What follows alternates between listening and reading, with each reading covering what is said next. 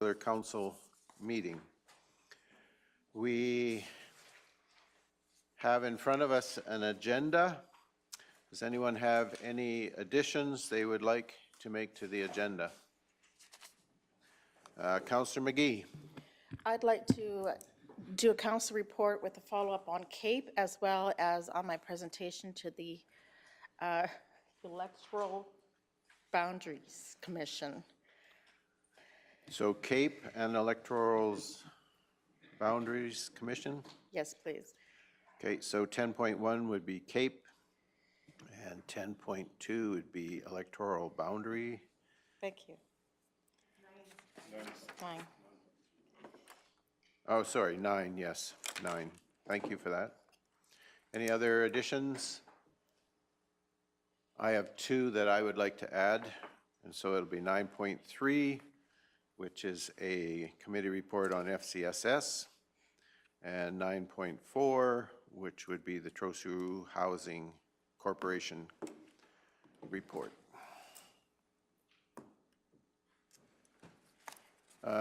Yes, Councillor Cunningham. Could I also add a verbal report on my committee date? Which one? So for Discovery Night Okay. and Harvest for Kids. Okay, so Councillor Cunningham would like to add a verbal on the Discovery Night in Three Hills and Harvest for Kids.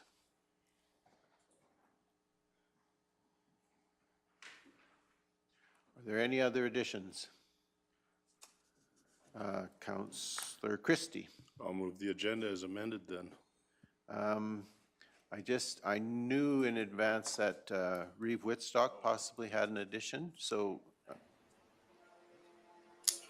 Sorry, I would like to add an agenda item for invitations for municipal partners to RMA. I don't know if that's exactly the way I'd want to frame it, or Mr. Hogan, what would you think the agenda item addition should be? I spoke with you yesterday about it.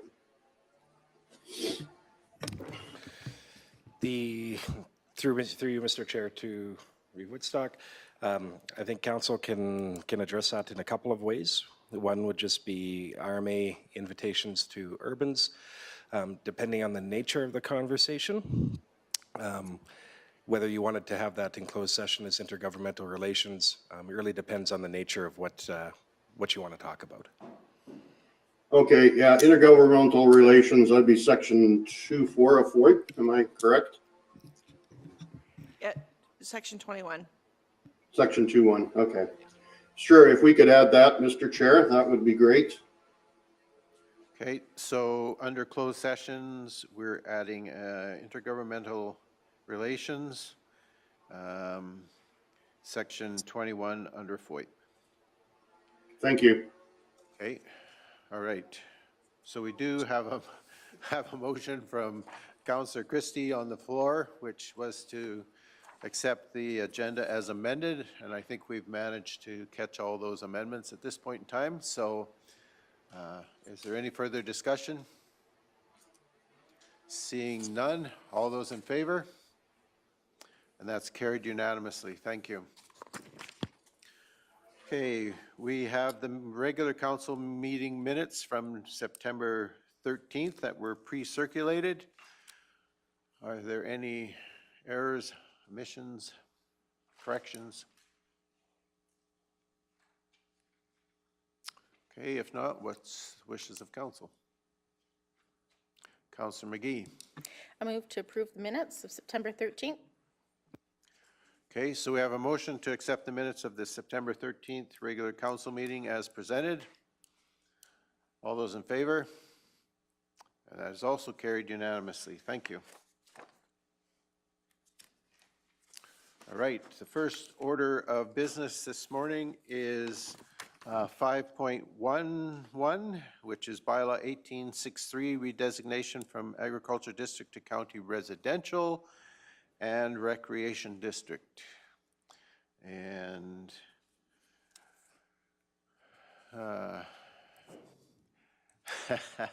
Ms. Hazelton, are you taking this, or Is Brandy helping out, or? Oh. Well, welcome, Ms. Hay Morgan. I won't go through all your titles as Reeve Whitstock usually does, but welcome, and anytime you're ready. Okay. I think the applicant will be coming in here shortly, but we'll get started. We had the public hearing back on September 13th. BJ and Melanie Berg are looking to create two specific uses on the Southwest 1630-25.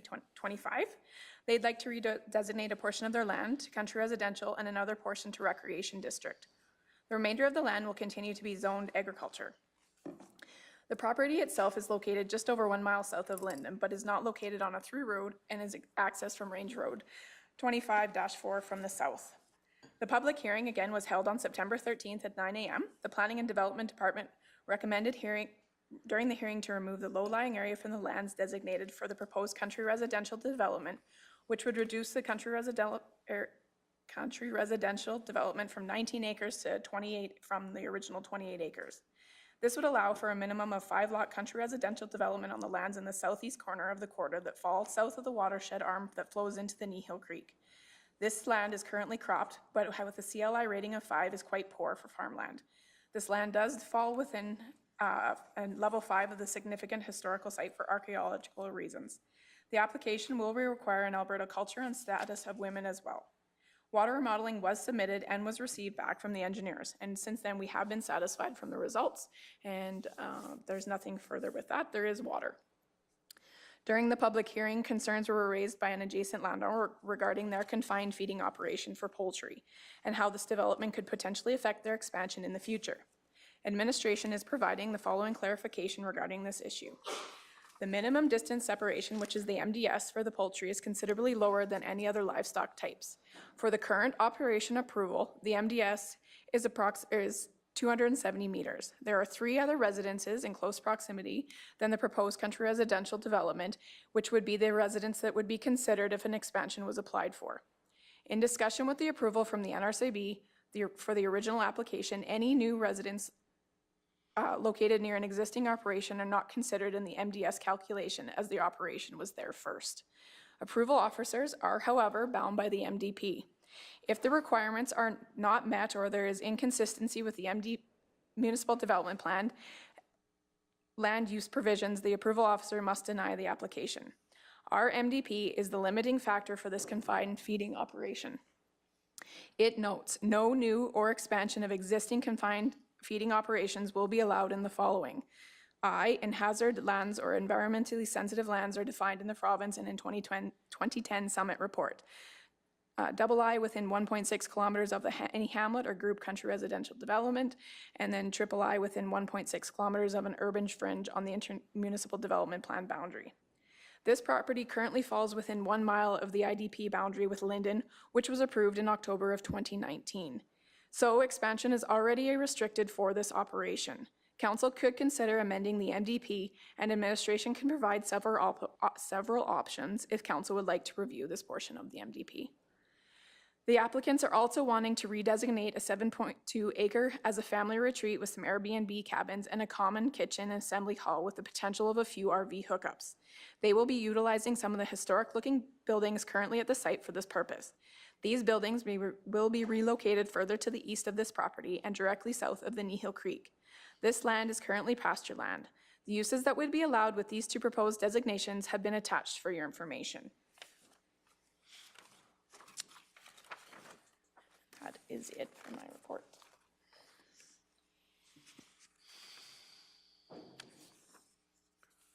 Okay, thank you. So we have the proposed bylaw in front of us. We have the information from the planners. And so the question I would ask is, are there questions from council?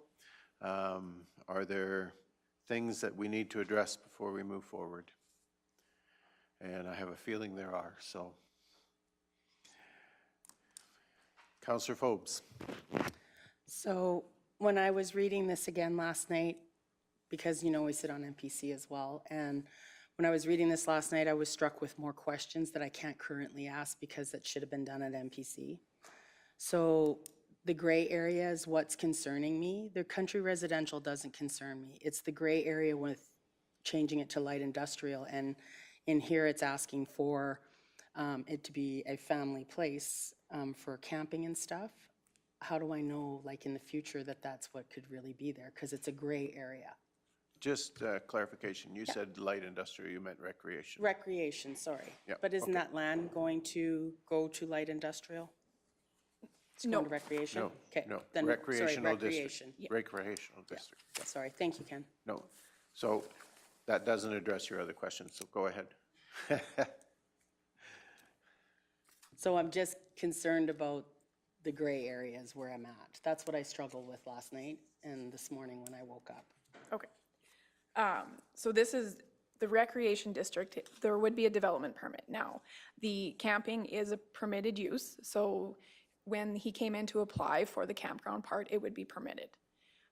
There's other parts of his development for the recreation that are discretionary. So then there would be a chance that we would have to circulate it to adjacent landowners, and it would come to the Municipal Planning Commission for approval. So depending where it falls within the recreation district, if it's permitted, then we do have to give him the permit. If it isn't discretionary, it would come back to the MPC. So just before I go to you, Councillor Penner, does that answer your question? Like you said, gray areas. Do you want to be more specific about that? Sorry. No, but I'm just, this is also what I'm struggling with, is because both of them are in one bylaw today, whereas I'm good with one but not the other, so right at this present moment, because of that gray area. So when I'm voting, if I can't separate the two, then my vote is going one way. Council does have the option. You can separate them. You can amend this. We can come back with another bylaw. This is your choice. Okay, Councillor Penner, you had a comment. Just a comment. I just want to thank you for verifying the biosecurity questions. That was a major concern, and it is a concern with agriculture. So thank you for clarifying that and having it here today. Okay, any other questions, comments? Councillor Cunningham. So if we approve the recreation district, like you said, there's the discretionary uses that fall in there that would have to come back to MPC for approval. I'm just wondering if you can explain to me, so like permitted use, like you said, there is the recreation minor, but then in the discretionary, it's recreation major. So what would fall under the recreation major? Like what would that entail? What would that look like? Barb will pull up the definition here. Perfect, We'll thank read it to you. Or I'll read it to you.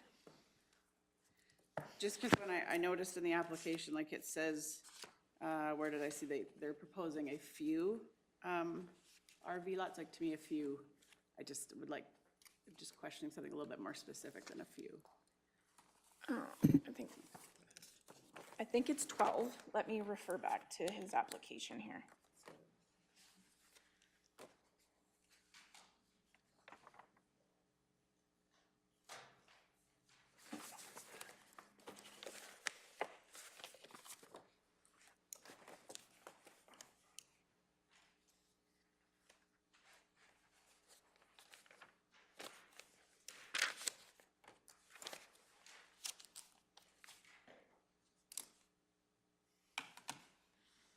Yeah, so in his letter of intent, he's wanting to accommodate 12 RV pads. So within, if this was approved and the application came back as a discretionary, they would be allowed 12 RV lots within that major recreation component? So it would be permitted. Because it's permitted with 12. Yeah, so RV is C in the 104 recreation deck. So yes, if he came back, but if he came back for 15, we would not allow 15 because the letter of intent is 12. Now, going forward, they could apply for more. There's always room for expansion, but. So how do you, like, what does recreation major mean in that? Okay, so now. Discretionary use. So recreation major means a use for high-intensity commercial recreation, sports or amusement where there may be many spectators. An area structure plan or an area concept plan may be required. Typical uses may include golf course, racetrack, fair, rodeo grounds, commercial equestrian arena, ski hill, scout, guide camps, religious outdoor retreat camps, and sport camps. It would not be a major. It would be recreational minor means are used for recreation, sports, and amusement where patrons are predominantly participants and any spectators are incidental and attend on a non-recurring basis. Typical facilities would include athletic clubs, health and fitness clubs, outdoor unenclosed hockey rinks, paintball facilities, bowling alleys, racket clubs, sports fields, tennis courts, driving ranges, miniature golf establishments, rifle and pistol ranges, indoor ice arenas, curling rinks, and archery ranges. Okay, but the redesignation of land would give the owner the ability to come back and apply for that discretionary That is use. correct. Okay, thank you. Currently, the way I understand it in the application that's here and the recreational district description, the RV pads and those kind of things would be permitted and would not come back to Municipal Planning Commission. However, he talks about a common kitchen assembly hall, and that might fall then into the discretionary side, which would be an eating establishment. Correct. Would I be kind of splitting that hair the right way? Yes. Okay, thank you.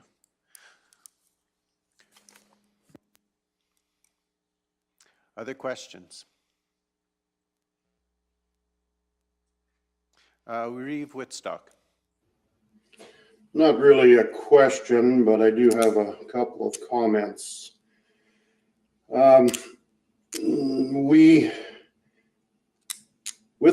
With the siting, we have country residential is what we're looking at. We have a few country residentials within municipality, and I'm not saying that we specifically cited them off of pavement, but that's the way they showed up. And I do believe all of them are off pavement. Am I correct with that, the planning department? Yes, they all are off a hard surface.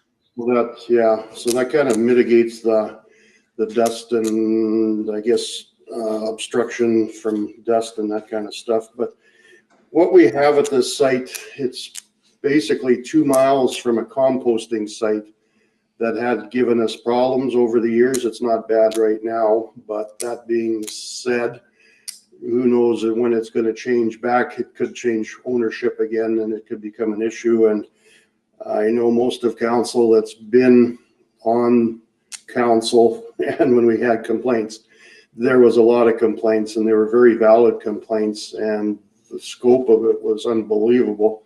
I'm hoping that we don't end up with that again, but I certainly would not want to site a residential in a place where it could become a problem. We also have a feedlots in the area too.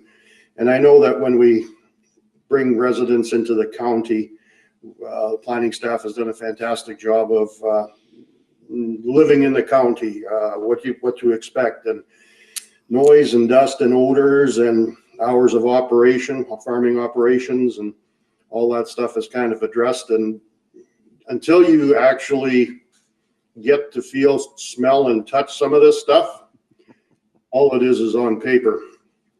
So I would be a little remiss to want to place a country residential in an area where that could become a real issue. And I'm struggling with it, I guess is where I'm going with it. So confined feeding operations we have next door. We have some, well, they're in the area, and I'm concerned, I guess. So, but I'll leave it with the rest of you guys now.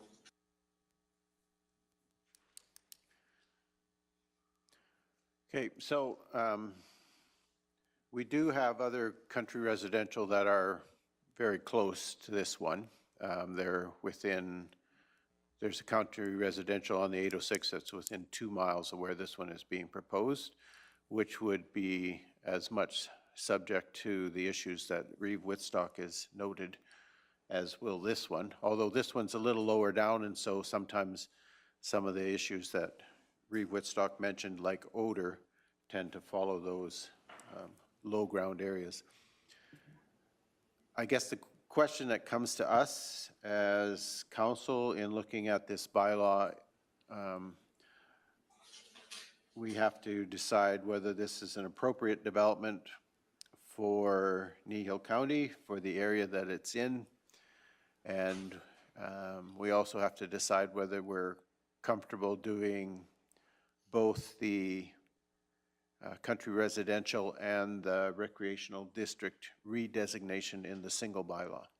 And I think those are the issues that are kind of sitting in front of us right now. So appropriateness of the development in the place that it's being suggested for, and the comfort level that we have in terms of doing the redesignation of both residential and recreation district in the one bylaw. I think that's where we're sitting at this point. Go ahead, Ms. Hay-Morgan. I just want to clarify as well that there is another country residential east of Linden on the Linden East. It's not developed, well, it's slowly being developed, but there is two as well in the area. So. Okay, thank you. Appreciate the clarification. Reeve Woodstock. I guess my comment to that would be that both those country residentials were approved prior to the issues that I had spoke to earlier. So this is a little bit different because we know that the composting site is there now, and we know that there's a feedlot there, which were not there for the other two country residentials when they were approved. It's my only comment. Thank you. Okay, thank you. Any other, Councillor Penner? Kneehill County over the years has been known for intensive livestock. Yes, it's down compared to what it used to be, especially with hog barns and whatnot else. And so I don't think it matters whether it's a feedlot, a chicken barn or turkey barn, a dairy. The manure has to be spread somewhere. And I don't think there's any area, especially down in that area, that you're not going to smell something. The compost, for sure, that was unbelievable. Hopefully it's under control now, and going forward, it is kept under control. So for me, the location, I think some people will love the location. It's off the highway. They don't want to be on the highway for a country residential. And maybe dust control is the #1 priority for the developer in that area, for the neighbor's sake as well as the country residential. But for me, when it comes to the intensive livestock, it's well known, and a good realtor will, well, not necessarily, do their due diligence and let them know that you are in a very intensive livestock area.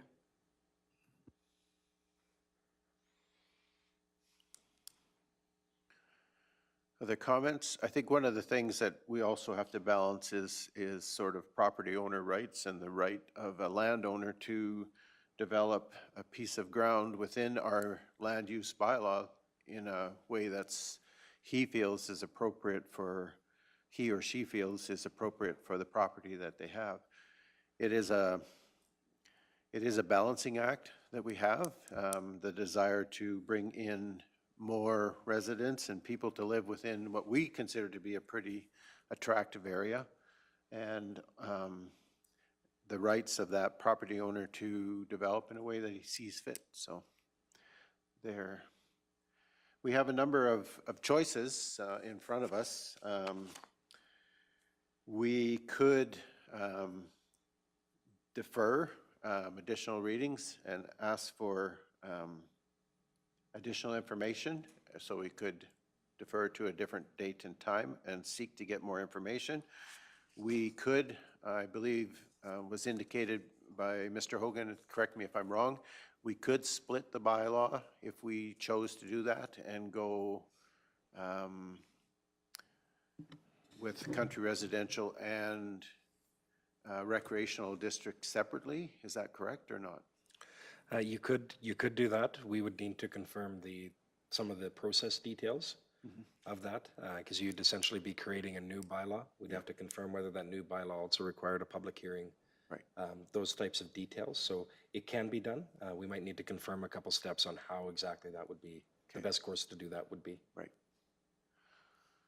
So perhaps we're sitting at the place where we don't have enough information for us to be able to make the decision that's being placed in front of us today. Am I reading the room correct, or am I reading it wrong? Councillor Penner. We just have to remember this is land use, and it's going to come back to MPC. For me, I have enough information today. Okay, thank you. Councillor McGee. I do have enough information. Okay. Councillor Christie? I'm not opposed to either of the developments. I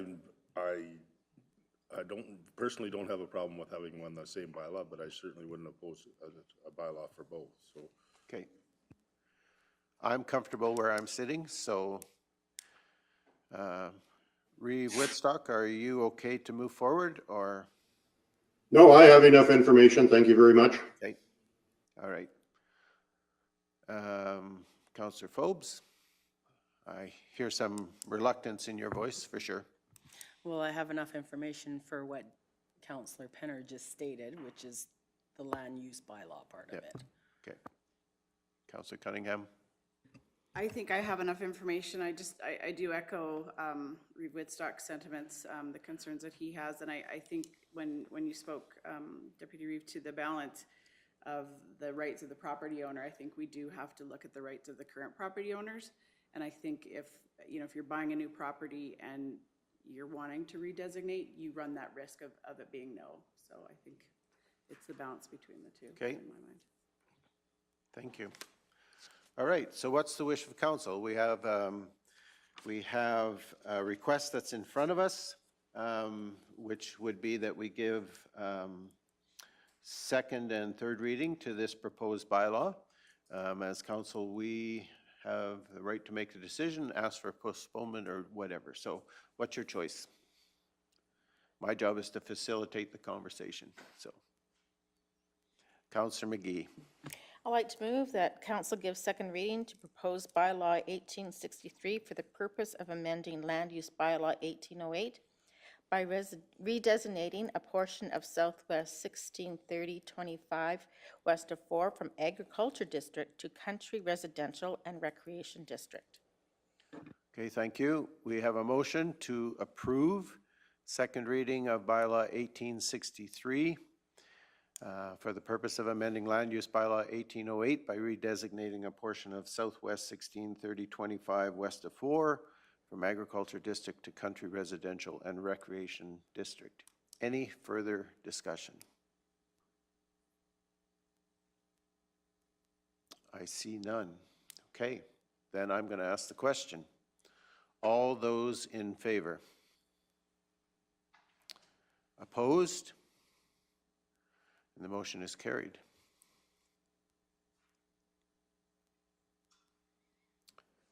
Okay. Councillor Christie. I'll move third reading to 1863. Okay, so we have a motion to give third reading to bylaw 1863. Any discussion before I call the vote? Councillor Christie. Just a comment that we're talking about the industry around that development. It gives the development a reason to be there because you're going to have help that live somewhere. Whether that's an option or not, I don't know, but I know as a large farm, getting help and getting housing is important. Being close to the feedlot isn't really opposed for me. Okay, thank you for that comment. Any further comment, discussion? Councillor McGee. I want to consider the fact that not all of our members are feeling comfortable with the information, and if they still are, this is the time to be sure to be known. But I'm struggling with the fact, knowing that that's the case, whether or not third reading would be appropriate. So I'm just throwing that out there. Well, we do have a motion for third reading at this point, so any other discussion?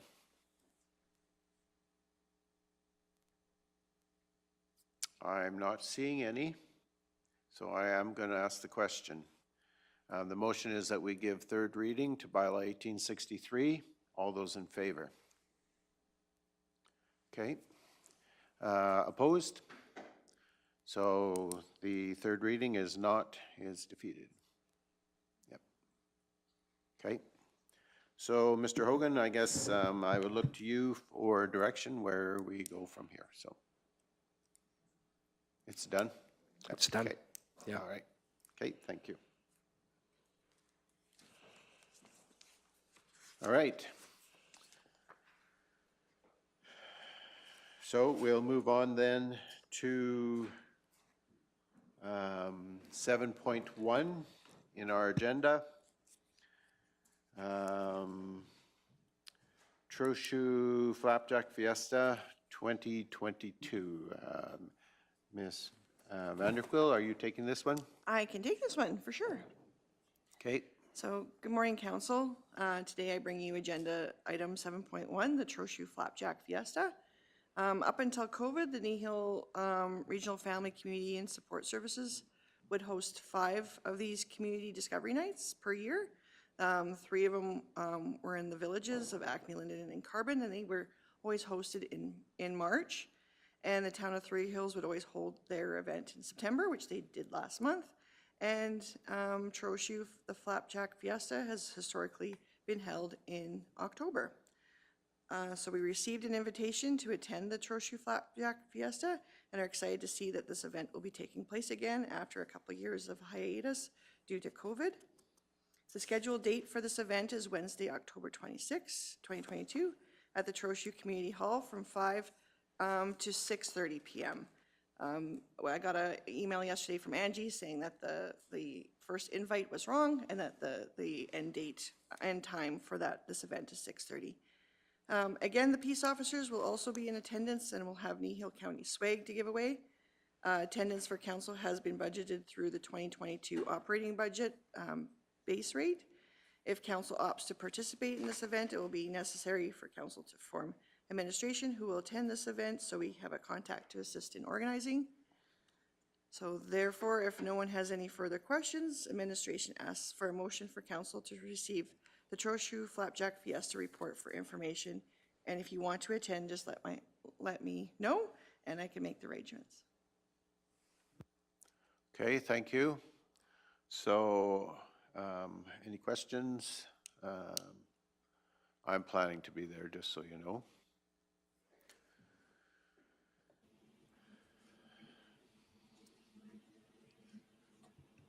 Reeve Whitstock. I would like to make the motion that council accept the invitation and that we authorize Deputy Reeve King and one other person, if they so choose, to attend the event. Okay, so we have a motion then to receive for information and authorize the attendance of myself and one other council member if they so wish.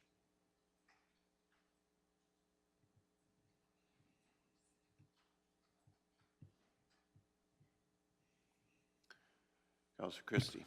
Seeing as how it's in my backyard, I'm going to attend one way or the other, so. I sort of felt that way myself. Okay, so we give permission to Councilor Christie to attend on behalf of council. Would you take that as a friendly amendment to your motion, Reeve Whitstock?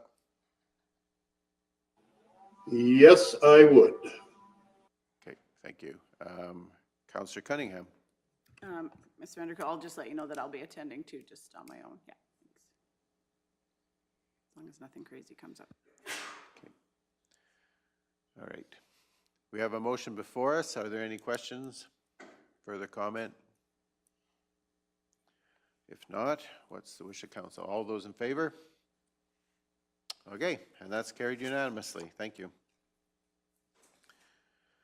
The next item of business is 7.2, which is Kneehill County Scholarship. And again, Ms. Vanderquill, are you involved with this one? Sure, I'll take this one again too. So today I bring you agenda 7.2, the 2022 Kneehill County Scholarships. At last week's committee of the whole meeting, the board reviewed 3 scholarship applications. At that time, they made a recommendation to council to award Brynlee Lohner and Casey Federley the 2022 Kneehill County Scholarship. The committee made this recommendation based on scores attributed to each of the 3 submissions prior to the identity of the individuals being known.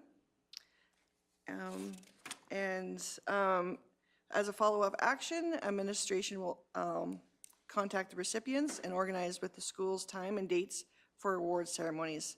And I did hear back from the Trochu School, and their award ceremony is scheduled for October 14th, 2022 at 7 p.m. And I'm still waiting to hear back from the Acme School for when their award ceremony is. So if council has no further questions to these scholarships, administration asks for a motion from council to award the 2022 Kneehill County Scholarship in the amount of $2,000 each to Brindley Lohner and Casey Federley. Okay, thank you. Any questions, comment? Councillor Cunningham. There's no further discussion or any discussion. I'll make the motion that council award the 2022 Kneehill County Scholarship in the amount of $2,000 each to Brindley Lohner and Casey Federley. Okay, thank you. Any comments? No?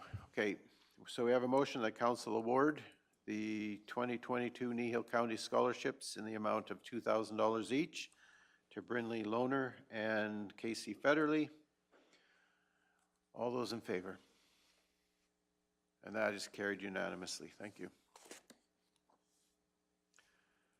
Moving on then to 7.3, repeal of obsolete bylaws. And again, Ms. Hopefully you guys don't get Vanderpool. sick of me. Nope, Today, you're good. I bring you Agenda 7.3, Bylaw 1862, repeal of obsolete bylaws. As part of administration cleaning up and reviewing old bylaws that are obsolete and outdated, I bring you another set of 10 bylaws to rescind. I'm not going to go through every single bylaw, but this meeting's theme is public health, ambulance, and the Three Hills capital. So going back into history, the province of Alberta took responsibility for the delivery of ambulance service for municipalities back in 2009. So therefore, those ambulance bylaws are obsolete. And the investment into the Drumheller Health units ended around 1990 when the government of Alberta passed legislation, the Regional Health Authorities Act, to abolish the 200 existing local hospital and public health boards to replace them with the efficient 17 regional authorities. And the Three Hills Capital, as we know that the Three Hills Capital cannot provide each resident with a subscription, but we do also have a policy in place that pertains to this. That's the policy 11-7, newspaper subscriptions. So and that's all I've got. So I'm happy to answer any questions council has on these obsolete bylaws. Okay. Councillor Penner. You answered my question. It was to do with the health unit and whatnot else, if we're still tied to it and things like that. So thank you. And same with ambulance. It's a shame that 2009 happened, but Yes. if only we could turn the clock back. So. Yeah. Okay, any other comments or questions? They make fun reading, for sure. Okay, if we haven't any questions or comments, Councillor Penner. I'd make the motion that council give first reading be given to bylaw 1862, that being a bylaw to repeal obsolete, redundant, and outdated bylaws. Thank you. Seeing no further conversation or questions, I'm going to ask the question. All those in favor? And that is carried unanimously. Thank you. I sit here and wonder if someday we'll be seeing a outdated bylaw 1862 being. Anyway, Reeve Whitstock, did you want to make a comment? No? Okay, sorry, I saw your hand there for a second. Councillor Christie. I'll move second reading to bylaw 1862. Okay, so I have a motion to approve second reading of bylaw 1862. All those in favor? And that is carried unanimously as well. Thank you.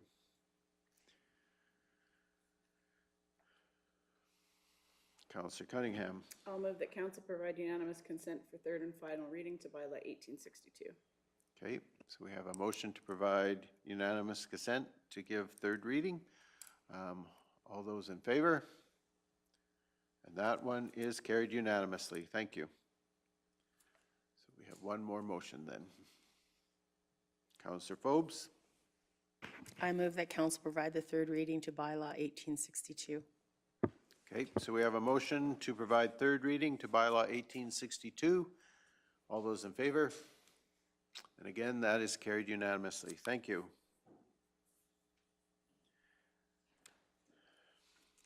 We're moving on then to 7.4, bylaw 1868, Freedom of Information and Protection of Privacy, FOIP. And again, Ms. Vanderkoel, if you would, please. Thank you. I bring you agenda 7.4, bylaw 1868, freedom of information and protection of privacy. In keeping with administration's commitment to provide effective leadership and to actively review the bylaw database to ensure the bylaws that are in place are in order and comply with current legislation. While reviewing bylaw 1409, it was noted its last review date was in 1999, and its purpose is to establish the administrative structure for FOIP pursuant to the Act Statutes of Alberta 1994. The FOIP Act has been revised, and a new and proposed bylaw 1868 will align with the current FOIP Act revised in 2000. The newest legislation is copy and pasted under relevant legislation there, and I'm happy to answer any questions council might have in regards to this bylaw. Are there any questions?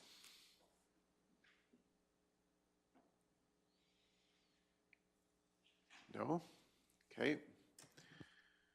What is the wish of council? Councillor McGee. I move that council give first reading to bylaw 1868, that being a bylaw to establish the administrative structure for the freedom of information and protection of privacy. Thank you. Any further discussion? Not, I'm going to ask the question. All those in favor? That's carried unanimously. Thank you. Councillor Penner. Make the motion that council provide second reading to bylaw 1868. Thank you. No discussion. All those in favor? Again, that's carried unanimously. Thank you. Councillor Cunningham. I'll make the motion that council provide unanimous consent for third and final reading to bylaw 1868. Okay. Thank you. All those in favor? And that is carried unanimously. Thank you.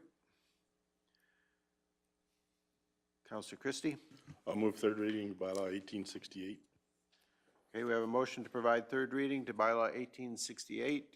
Seeing no discussion, no questions. All those in favor? Again, that's carried unanimously. Thank you. And last, 7.5, Badlands Historic Museum Society invite. And Mr. Hogan, you're taking this one?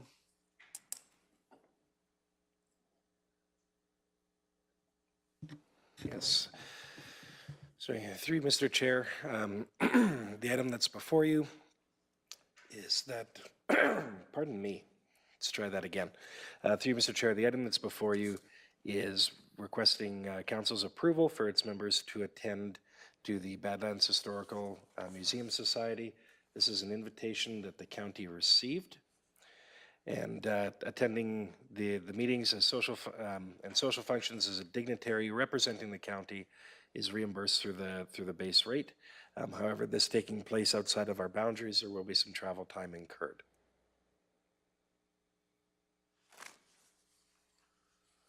Okay. So we have an invitation to attend. And what we're looking for is to approve attendance with a reeve or a designate if we would like to participate in this event. Any discussion, comment, questions?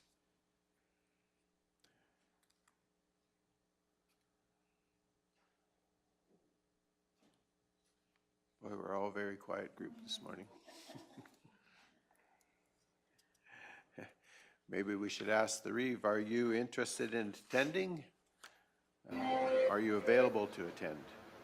I'm sorry, I've got a bunch of background noise going on here, so that's why I've kind of been muted here for the last 10 minutes, but I would be interested in attending. I was contacted prior to this about a month and a half ago, and it's to do with 4-H. Well, there's a 4-H component in it. I see there's a few 4-H leaders that are being involved, but because of the background noise, I am going to mute myself right now. Thank you. Thank you for your comments. Okay, so what's the wish of council?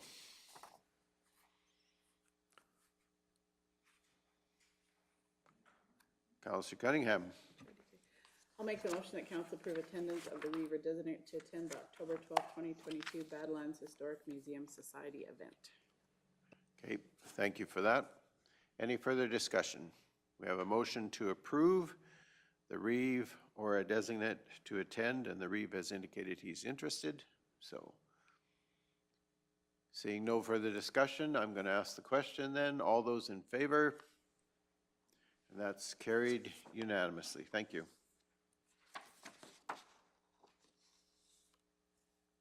All right, we are on to 9.0, which is council and committee reports.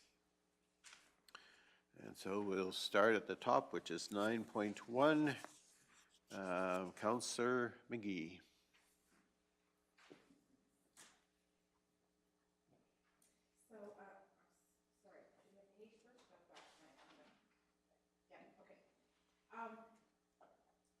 The fall general meeting is coming up November 23rd, and that will be then when my... Oh, sorry, Jerry. Sorry, everybody.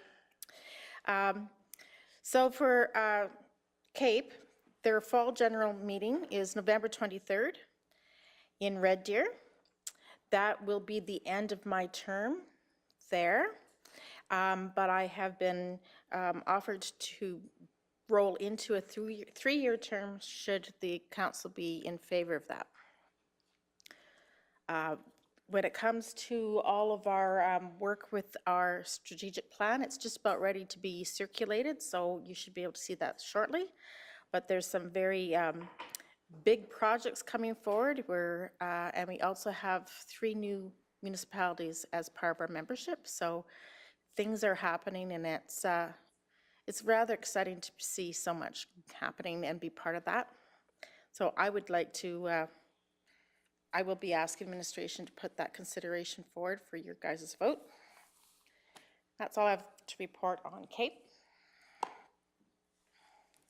Okay, are there any questions on the CAPE report? Sounds like there's some good things happening there.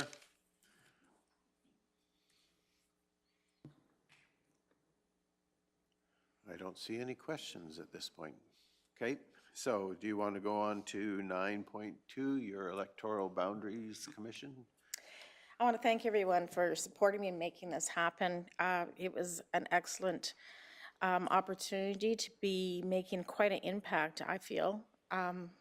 The Commission appreciated the presentation immensely, took the written pieces back and said there's excellent information here that they haven't been presented before, and we're really pleased to have it. I was also complimented by our MP, and his office also asked for a copy of it, so I wanted to just let you guys know that before I send it off, so please let me know if there's any objections to me sharing it with our Member of Parliament and anyone else. I understand it's a public report, so it's free to go, but I just want to give you that courtesy. And I thought there was a few people there, actually. Most people spoke on where they want communities to stay within a specific division. So they used the example of special areas are split up into 2 different divisions, and that doesn't make sense for how the community works there and how their government works. So some of those kinds of examples were brought forward, and MP Martin Shields spoke a lot again about how communities are connected. So reaffirming things such as Linden and Acme really should be in the same area because it's basically very compatible communities. And those types of examples were primarily what most everyone else spoke on was those specific reasons for the boundaries as far as community goes. But as far as it being poor use of feeling like we are being accounted for and our voice is loud enough. There wasn't a lot said.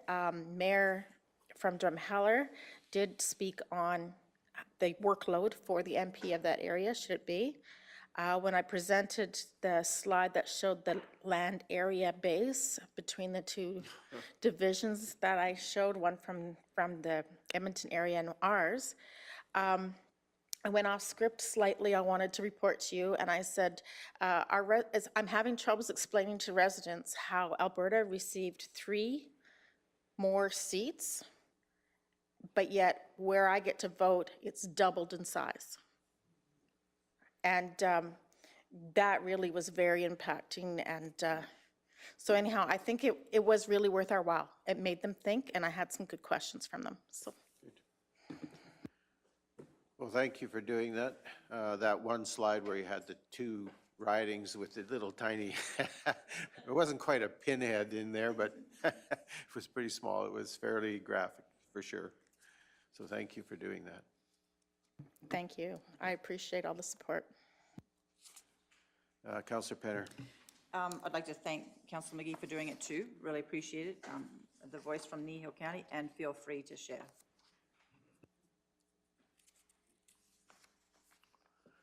I think that sentiment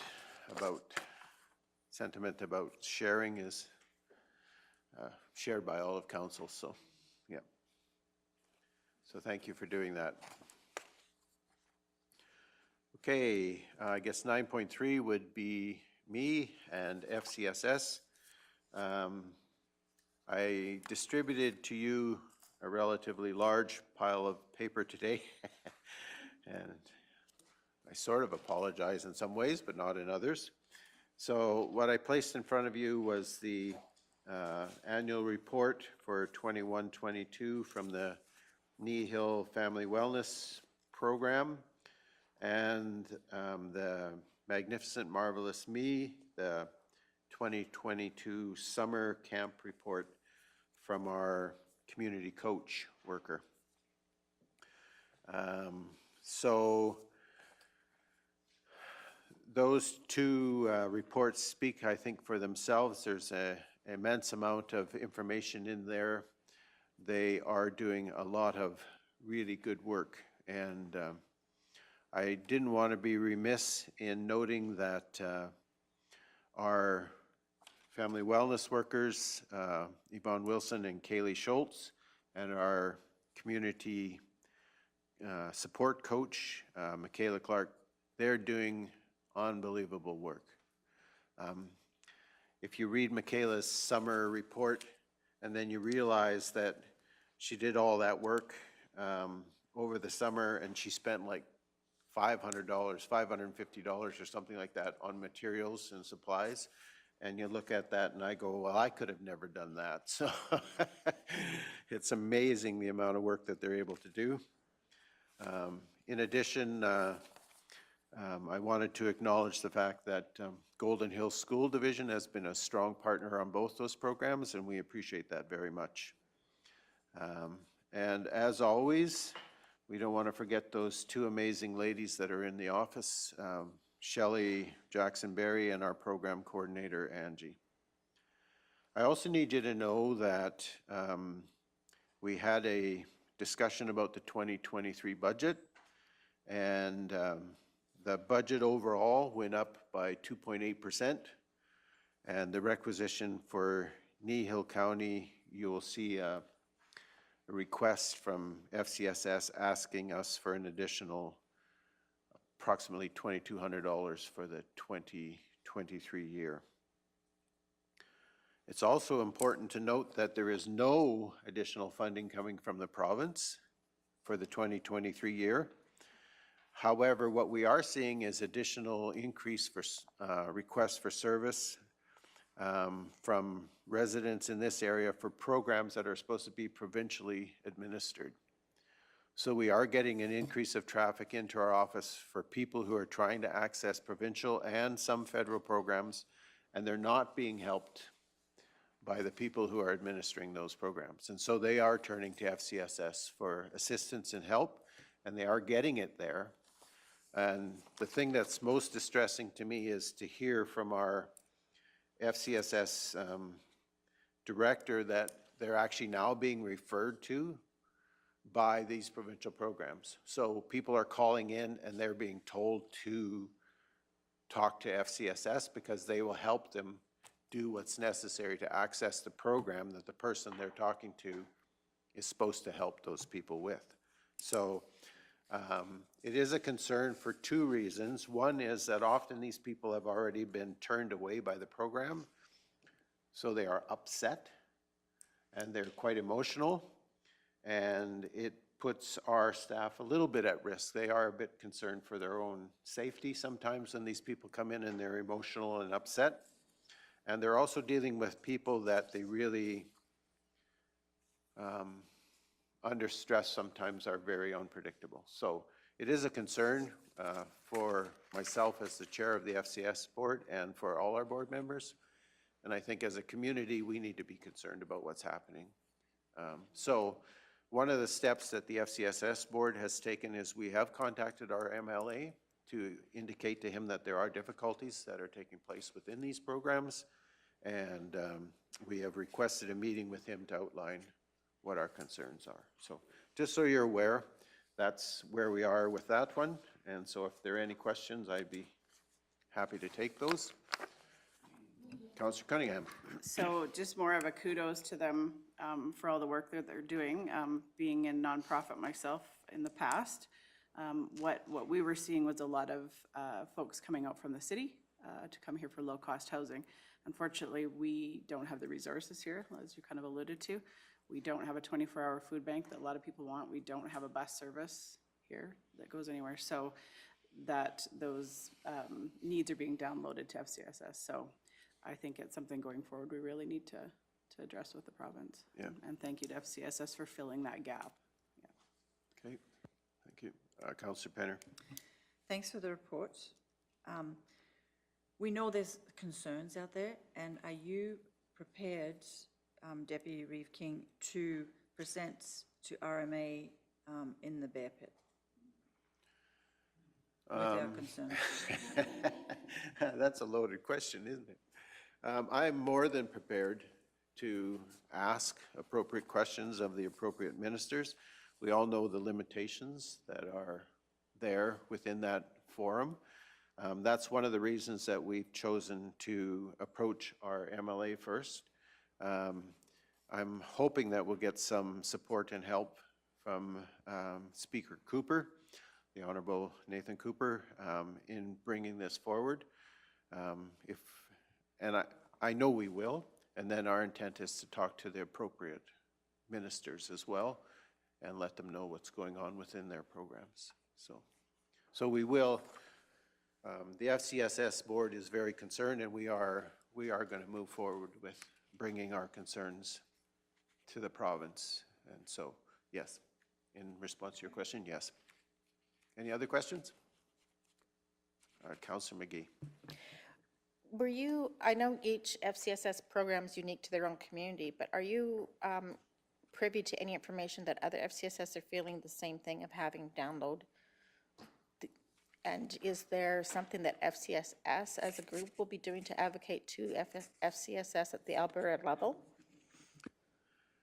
So that was part of the conversation as well. And yes, through our director, we are aware that other programs are facing the same kind of issues and running into the similar types of requests. So it is something that will be discussed at the FCSS conference, I believe.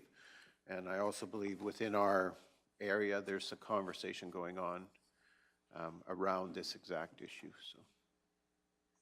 So it's not unique to us in any way, shape, or form. Yeah. You know, it's one thing when you live in the city and you jump on the bus and you go 20, 50, 100 blocks, whatever it is, and there's an office that you can walk into. It's another thing when you live in the country and, you know, you don't have access to a bus, you don't have access to a lot of those things. you would be horrified by some of the stories that are out there in terms of what's happening. And rural does not help. People, Councillor Cunningham, you made the comment about people move to the country because they think there's going to be, well, it's not always sunshine and roses, so. Okay. If there are no further questions related to that report, I'll go on to my second one, which is Trochu Housing Corporation. And we had a meeting yesterday, so I fast-tracked this report to you because there is some good news, and that is that there is a grant window that's opened for Trochu Housing Corporation to be able to put forward an application for grant funding. The window that opened specifically relates to the long-term care beds, so the AHS portion of, so the 40 beds that are under AHS. The way I understand it is that if Trochu was successful in an application for those 40 long-term beds and got funding, then the funding that would apply to the lodge beds would then sort of be drug along in sort of tag team partnership with that funding approval. The life lease units, of course, have always been meant to be self-funded, and so there'd be no funding related to that. The grant application window is, I believe the deadline is January the 6th, but the board's intent is to have their application ready by the end of November. So that's real positive news for that group, that the window is actually open. They've been invited. They're one of 4 communities in Central Alberta that have been identified as priorities. And very fortuitously, they had a meeting with the Minister of Health on the Friday, and then on the Monday, the announcement came out, or the week before anyway, on the 16th, they met with, excuse me, the Minister of Health, and then on the 20th, the announcement came out, so it was very positive, so some good things happening there. Councillor Christie, did you want to add anything? You were at the meeting yesterday as well, so. I think you covered everything, and it's like watching paint dry for provincial government movement, but at least they're moving. Yeah, there's some real positives. They've done some really good legwork in terms of relationship building with the ministers, both at the federal level and the provincial level, and they continue to maintain those relationships and move forward. So very positive. So, all right. Councillor Cunningham, you had the Discovery Night and Harvest for Kids. Thank you. So yeah, I was able to attend Discovery Night in Three Hills on Wednesday, September 7th, and it was so great to see people out and about, having a chance to visit with each other and checking out the 50 displays that they had. It was reported that 278 people were in attendance. Kneehill County had an excellent display with swag and information, and it was wonderful to see the community interacting with our staff. No offense to Ms. Grossfield, but the peace officers tend to get the most attention. And it's just really nice to see it's nice to see the children interacting with the peace officers. And then also on September 17th, I was able to see in person for the first time Harvest for Kids, and I must say that it made me quite teary. It was so heartwarming to see our agricultural community come together for a common goal. There were 18 combines, 5 grain trucks, 1 grain wagon, 1 fuel truck, and in about 50 minutes, there was 7,507 bushels of wheat turned into $60,000, which is being used to help children in India, Cambodia, and Brazil. And I'd just like to thank everyone that was involved in that project. Super. Any questions or comments? Okay, seeing none. I think that brings us to the end of our council and committee reports. Councillor Penner. I'd make the motion that council accepts for information the council and committee reports as presented. Okay. So we have a motion to accept the council and committee reports as presented. All those in favor? And that is carried unanimously. Thank you. Okay, council follow-up action list. Item 10.0. Are there any questions or comments related to the follow-up action list?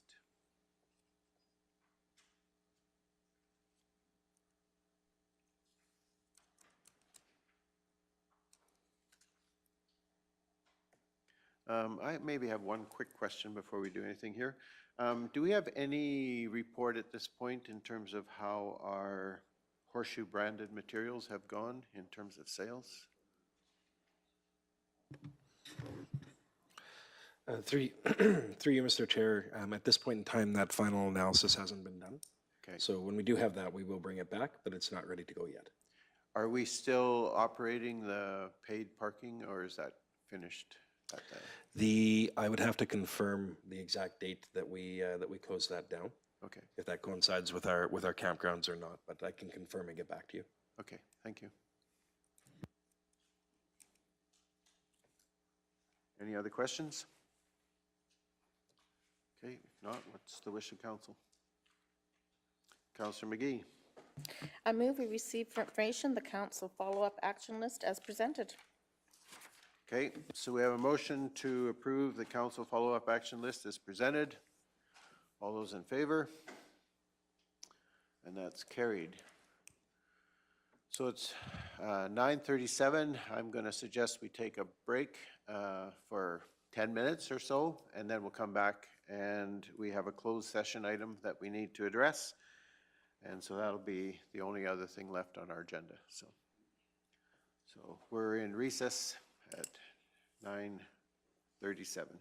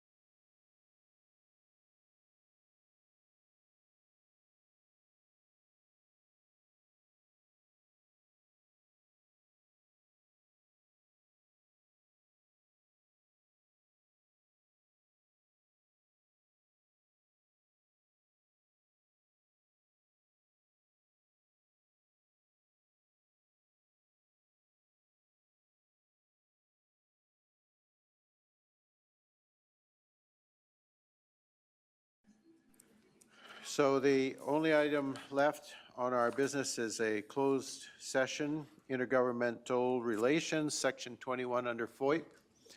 And so I would ask for a motion to go into closed session. Councillor Christie. I move that we go into closed session for FOIP, I guess. Okay. Motion by Councillor Christie that we go into closed session. All those in favor? And that's carried unanimously.